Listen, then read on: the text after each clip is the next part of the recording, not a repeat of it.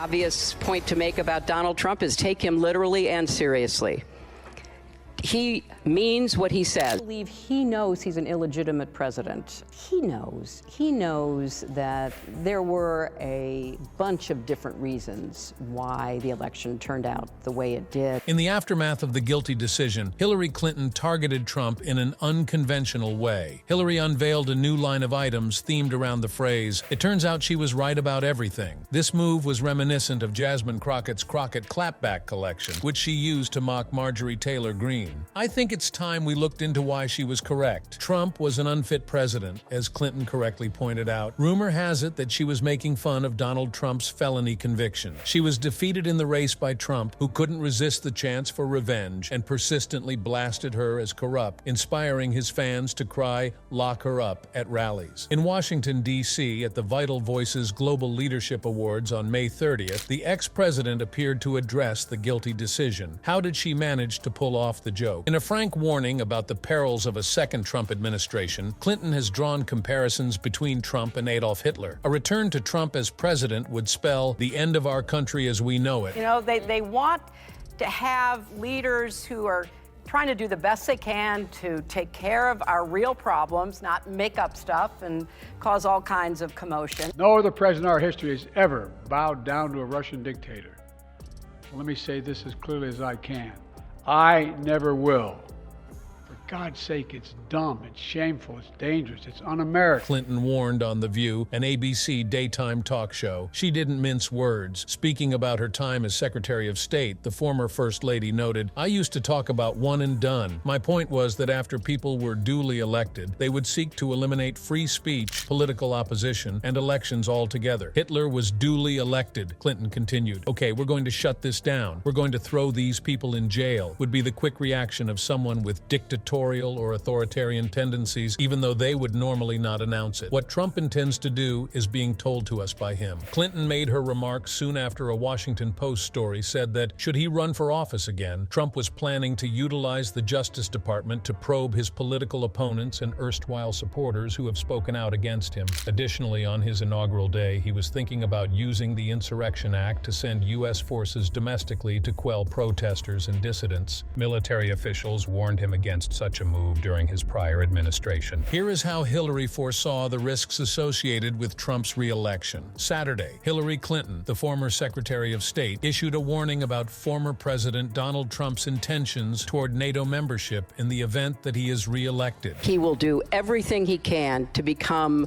an absolute authoritarian leader if given the opportunity to do so. We are stronger together, and I think we should definitively be with the United States on that issue. I think what we really need to make now is a case for what is at stake. It's not a regional issue, it's not a European issue. While participating in a lunchtime panel at the Munich Security Conference, Clinton stressed the need to give Trump's re-election campaigns its due. "We have a long struggle ahead of us, and the obvious point to make about Donald Trump is to take him literally and seriously," she told the participants. "He means what he says. In 2016, people did not take him seriously or literally," she went on to say. "People who try to ignore or downplay his plans are residing in a parallel universe because he is now telling us what he plans to accomplish." Another thing that Hillary Clinton has said is that if Trump is re-elected, he will try to get the United States out of NATO. Clinton made the observation at the Munich Security Conference that Trump would try this even though a resolution in Congress required their approval to withdraw from the alliance. She was worried that Trump will just refuse to pay for the United States' NATO responsibilities, so avoiding this stipulation. When Trump said he would not protect NATO countries, he was met with condemnation. His remarks at the South Carolina rally implied that he would allow Russia do whatever the hell they want in the event that it attacked a NATO member nation that was behind on its payments to the alliance. In reaction to Trump's negative comments about NATO, Joint Chiefs of Staff Chairman General Charles Q. Brown Jr. stressed the significance of U.S. confidence in its partnerships. During an interview with NBC anchor Lester Holt, Brown made a point to mention that this year marks the 75th anniversary of NATO. He believes that it is our obligation to maintain maintain those partnerships. Each of our relationships puts the United States' credibility on the line, and the world continues to look to the United States for leadership. It is in the U.S. security interest to have a strong NATO, so Secretary General Jens Stoltenberg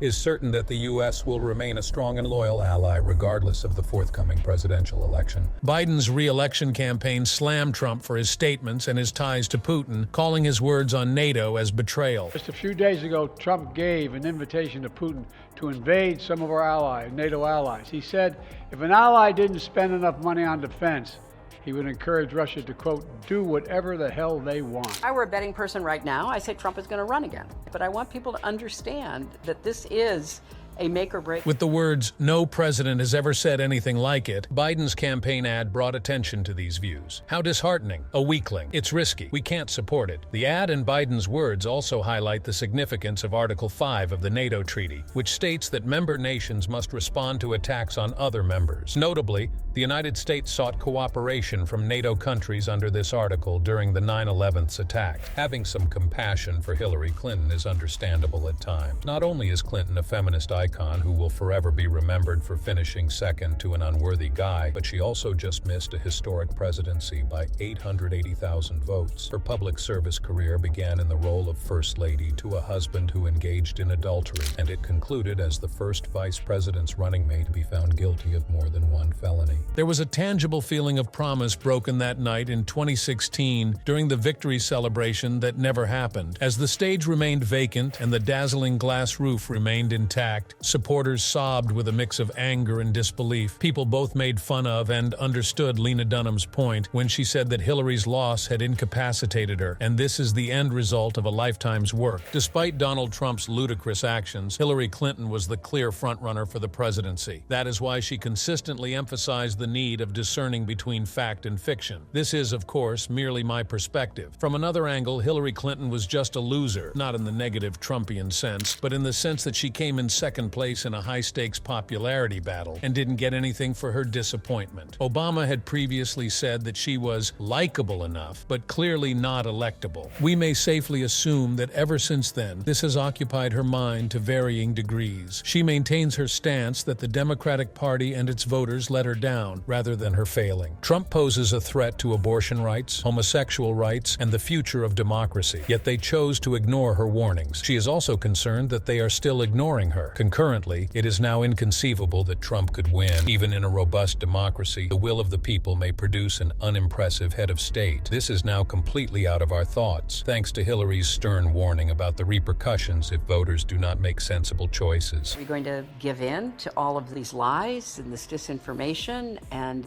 this organized effort to undermine our rule of law and our institutions, or are we going to stand up to it? Find people who have no principles, no conscience, who are totally tied, to his fortunes, literally, and therefore would do whatever he said. There is no longer any truth to the idea that elections are merely a matter of majority rule. Staying cool when the majority disagrees with us on the best choice is also out the window. The present tone of the discussion appears to be an inevitable development from what Vox writer Emmett Renson formerly referred to as the smug style in American liberalism. The premise upon which this outlook rests is that ideological and moral disagreements aren't the primary sources of contention in the United States. It implies instead that half of the country is utterly confused about their own best interests. Sadly, this is the way tyrants' minions like Trump run things, not come out on top. Unfortunately for democracy, he succeeded while it failed. It's impossible for Hillary to evaluate the reasons objectively because of her pent-up anger about this fact. This bizarre inability to see that Trump's strategies are based on the same haughty left-wing mentality as the conservative ideas he claims to uphold is on full display in the way he portrays the Republican candidate and their supporters. By posting a message on Memorial Day that reads, "Happy Memorial Day to all," including the human scum that is working so hard to destroy our once great country. But if it doesn't, the only